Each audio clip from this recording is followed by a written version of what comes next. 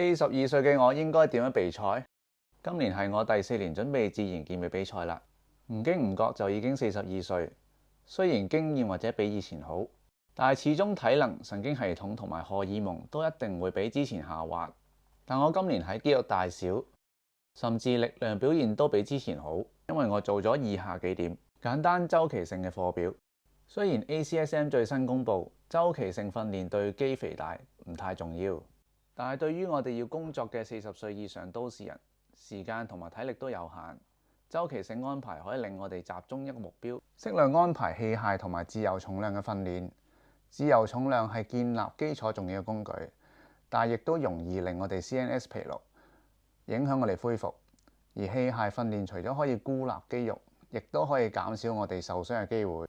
靈活安排飲食，飲食就固然重要啦，但係有時候唔需要限制自己太多。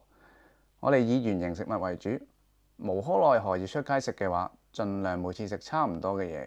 帶氧同埋日常步數缺一不可，保持身體活躍，提高我哋身體消耗，進行鬆 2低強度嘅 cardio， 提升粒線體嘅密度。距離今年第一個比賽仲有1個月，希望今年有理想嘅成績啦。